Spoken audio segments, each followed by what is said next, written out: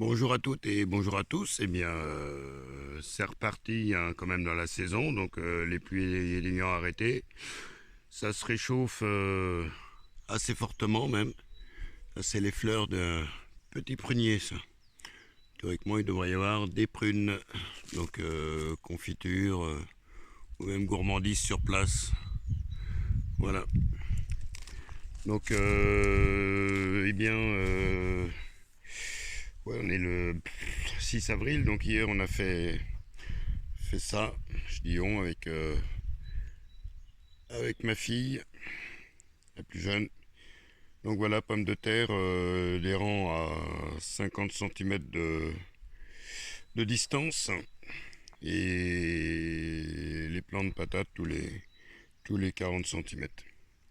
Voilà, donc longueur toujours de 7 mètres. Comme ça me permet d'avoir tous les ans les tuyaux en fonction de l'implantation, comment je fais, parce qu'un coup j'implante d'un côté, un coup j'implante de l'autre, il y a vraiment rien d'arrêté. Puis là, c'était un espace que je suis en train de renettoyer petit à petit pour regagner un petit peu en espace. Donc forcément, il y avait de la ronce, un vieux tas de foin que j'avais qui était depuis des années, qui est en totale décomposition.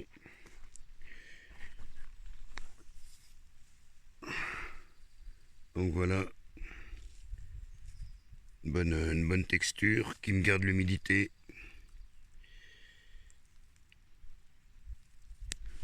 Donc il y a de quoi faire.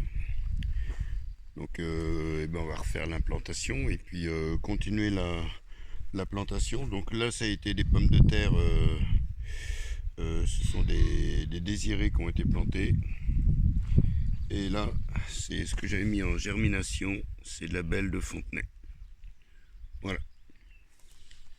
Et puis forcément, le carnet pour prendre les notes d'une année sur l'autre pour des fois qu'Alzheimer gagnerait du terrain pour s'en souvenir. Non mais c'est par rapport aux dates, quoi. C'est surtout ça. Et puis par rapport à ce qui a été planté dans une rotation qui cette année je pense va être un petit peu perturbée, mais bon c'est pas grave.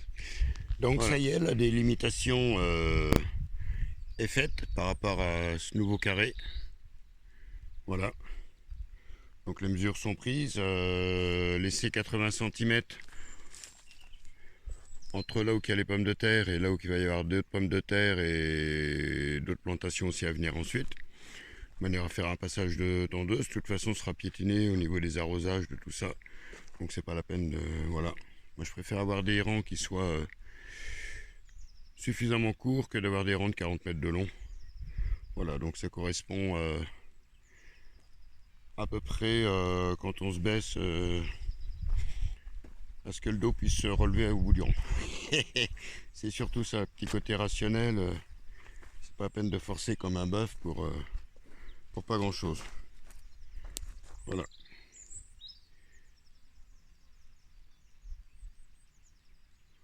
Donc ça laisse quand même encore un bon espace et puis de quoi s'occuper.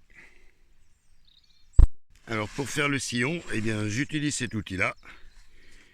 Voilà, je sais pas exactement comment que ça s'appelle. C'est un vieil outil que les gens foutaient en l'air, qu'il y a des années moi j'ai récupéré.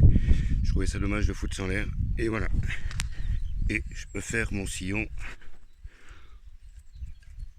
correctement. Voilà. Et en suivant le cordeau. Et, et ensuite, eh bien, avec une pige de 40 centimètres, eh bien, mettre les patates. Il a pas de truc. Et voilà, tu mets en une qu'on a calcium et puis voilà. Bah du coup, Et ben tu la mets de côté.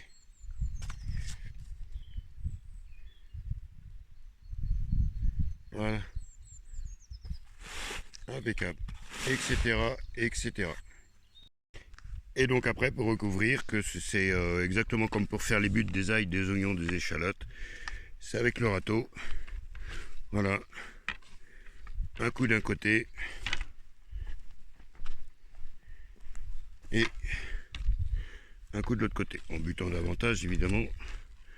Parce que là, d'une main et de filmer en même temps, c'est pas évident.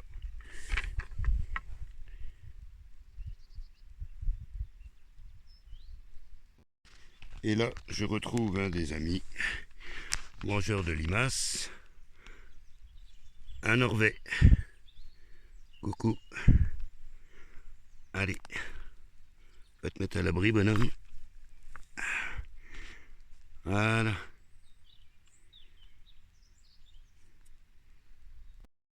Et alors, entre chaque plantation de rang, avant de replanter, de retourner mon cordeau pour faire le sillon, je mets un coup de motobineuse pour décompacter. Voilà. Donc, pas une complication de faire le sillon avec cet outil-là. C'est assez pratique. Patrick.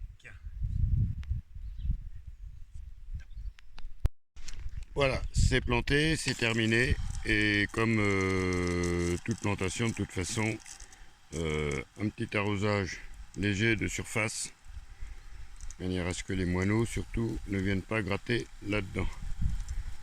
Ou les lapins, parce qu'il y a un petit peu de lapin chez moi. Voilà. Et une fois qu'on a fini,